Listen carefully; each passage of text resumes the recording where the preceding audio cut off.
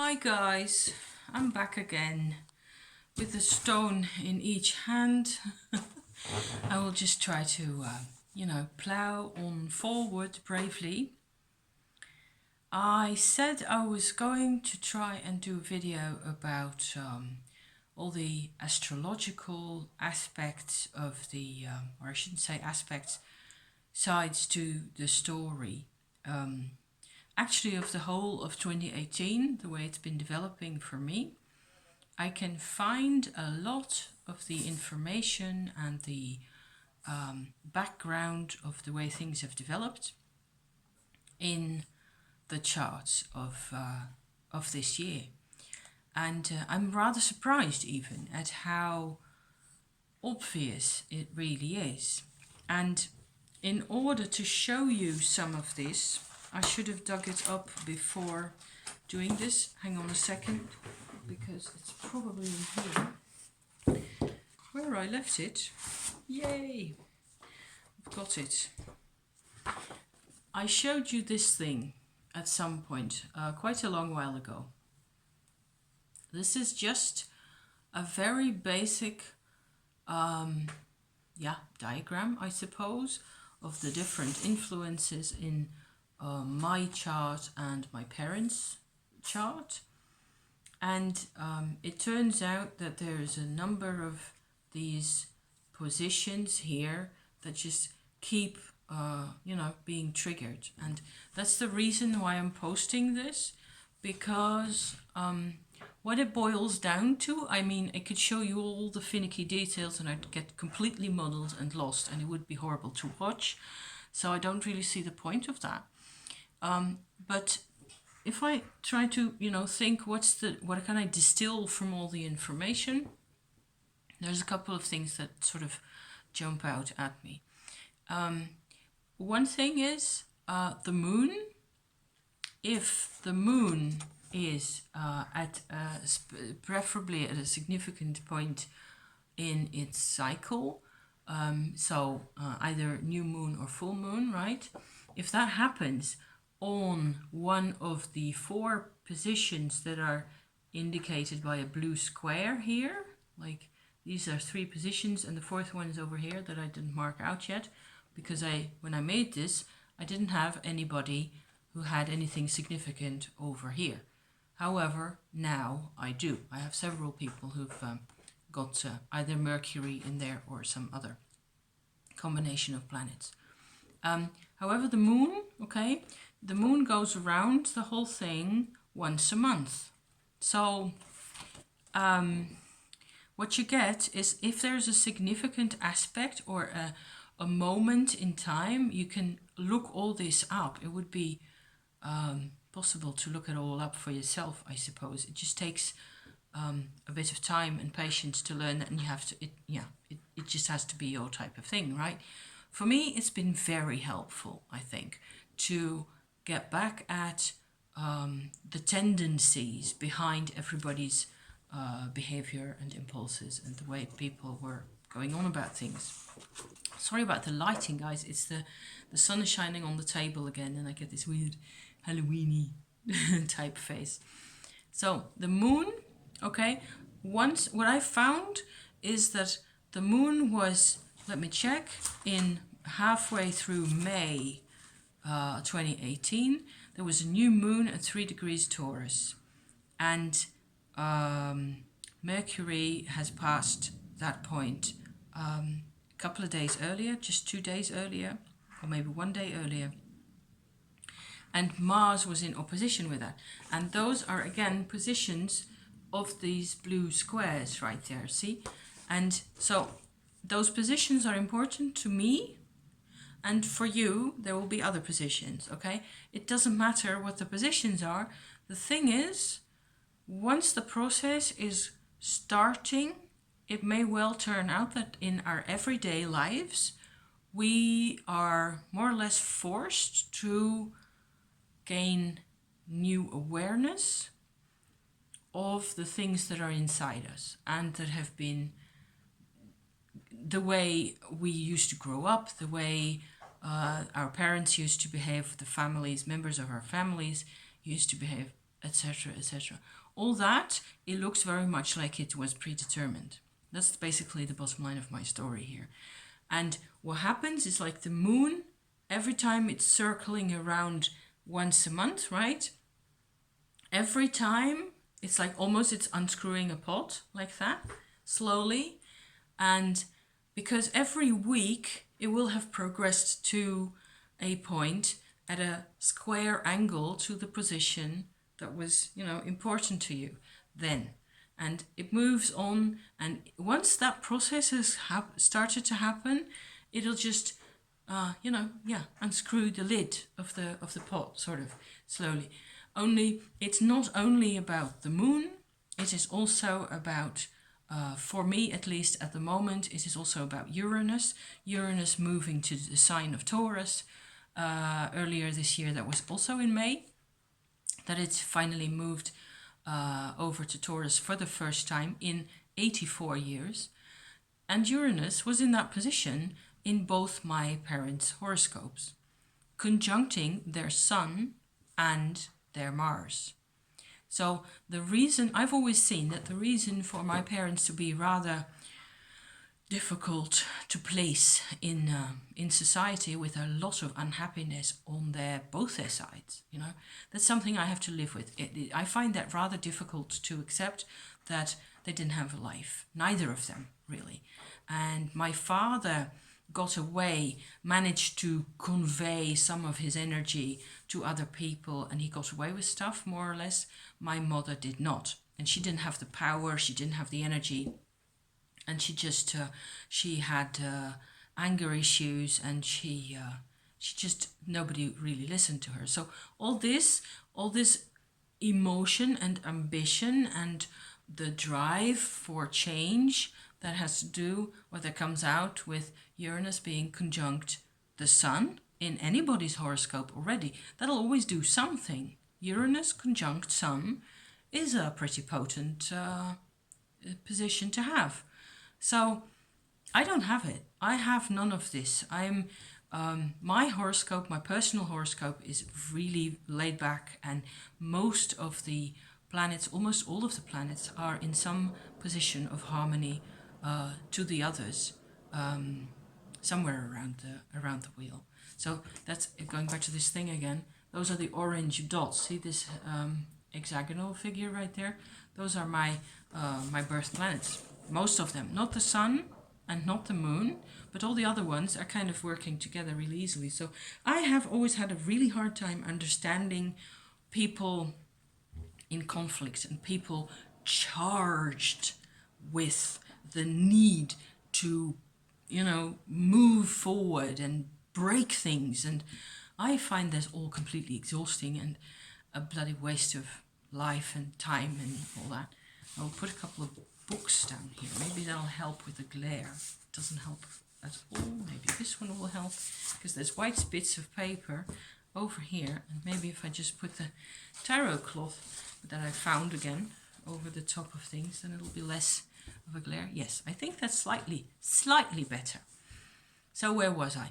Oh yeah, the one thing's the moon. Okay, the moon just goes 1 week at a time, and every time it unscrews a part of the thing until we're coming to the surface, I suppose, really, of the whatever's inside the pot, honey, or for us to finally realize. Because the reason why I never understood my parents, that's a basic thing for me. I have never understood any of it, and I still don't really understand. I still don't really get why people fight so much. You can fight and fight and fight again, and I think it only makes things worse and worse, and it just, stop it already. Just go, chill, have a cup of tea, calm your tits, okay? But it doesn't work like that for them. For me, it works that way, because what happened is, going back to my blue squares again, where is it? Yes, over here is my Mercury. My Mercury is on the edge between, this is back to front for you, of course, Cancer, and, no, it's not back to front. You can see what I'm pointing at, right? Cancer to Leo, on the edge, 0 degrees and a bit. That's where my Mercury is. And this here, on the edge between Aries and Taurus, is where there's Sun and Uranus and Mars. Well, having Mars in the mix as well doesn't make it any easier, does it? So these two positions I have had all my life. They were there. This was my parents' bit, this was my bit. And I didn't make sense of it at all. I have never made sense of it. And I still find it very hard to imagine what it must have been like. In 2018, this position down at the bottom here, which is the very edge between Capricorn and Aquarius right there, has come into the picture, okay? Because this is where Mars is at the moment, or has been going back and forth across that position, as well as the south node. So the cross where the lunar orbit crosses the ecliptic, if I say that right, I hope I say that right. There's a point, there's 2 points where they meet, those 2 circles right there, and those are called the nodes. The north and the south node have a lot to do with where we're going with our lives, and so every personal chart has both a south and a north node. I don't know how important this is. You might just as well just forget about it for the moment. But maybe somebody in the future will be watching this and go, oh, right, then of course it means this, that, and the other. Please tell me then, because I'll probably still be here to to wonder about these things. Mars was there, and at the end of July we had a fabulous lunar eclipse, right, on the same position. And so the sun was over here on my Mercury position, okay, my natal position, and the moon was over here being completely red and occulted in the shadow of the earth, conjunct Mars. And Mars is still there, and that's the other bit. So other than the moon cycling around like on a bicycle around the circle of the zodiac, of the signs, going in a straight line, okay, forward always, moving through the different positions that are important to it, the new moon, the full moon, the perigee and the apogee, and so on and so forth. The other bit that has really struck me is that planets like Uranus, Mars and Mercury as well in 2018 have had extensive retrograde periods around the positions that are important to me.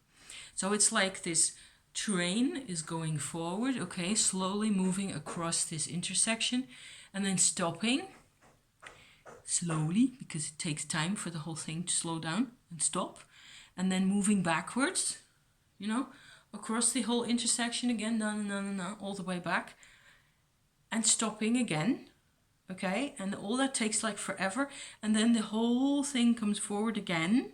So instead of having the moment or the day where everything is just kind of, now it's all sudden tense and difficult or complicated, and I'm being confronted with my particular personal lack of understanding towards my parents, okay? Instead of 1 time, I get 3 times, okay? Everything just because of the retrograde action. And this has happened in the course of 2018 at least 3 times with those 3 planets, Mars, Mercury and Uranus. So I am not really surprised that I've had enough of this.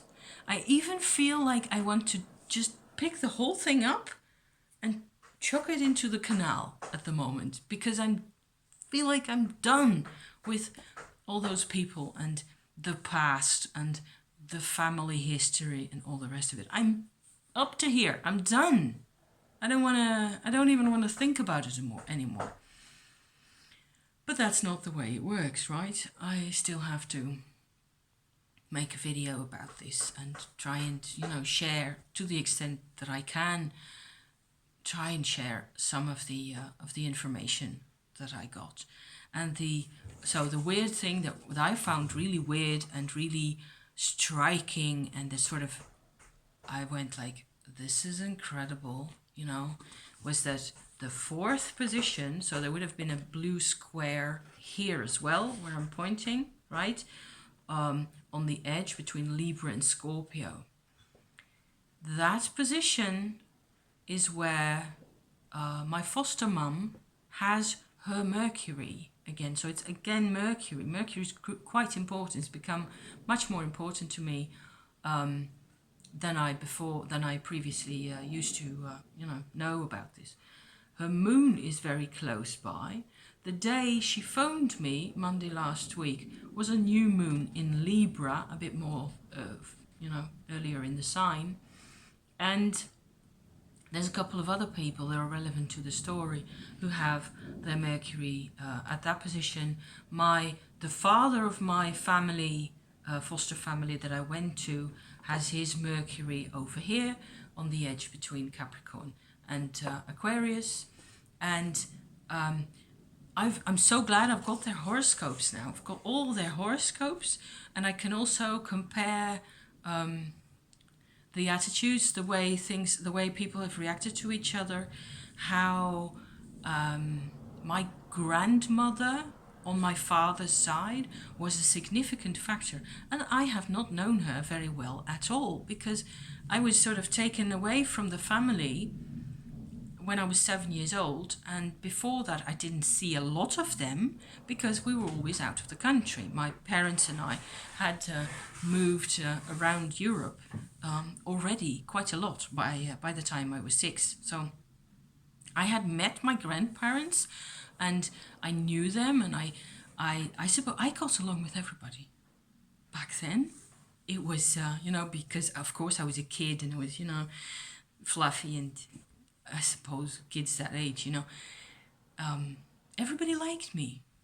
So everybody was always nice to me, to my face. One thing I used to really, that made me very insecure, because they didn't get along with each other and they were biting each other's heads off, but I didn't get any notion.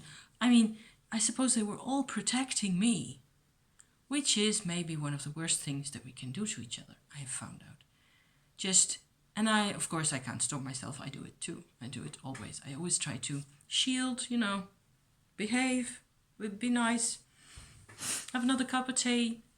Don't do that, whatever it is. So, I'm going to, I think, wrap this up now, because I have a little theoretical astrology bit that I want to share with you. I will put that up right after this, and after I get another mug of salute or some type. So I'll be back very shortly, guys. Thank you for watching. I hope this makes any kind of sense to you. Really, I do, because it'll make sense to somebody at some point, right? I hope. Thank you, guys. Back in a bit.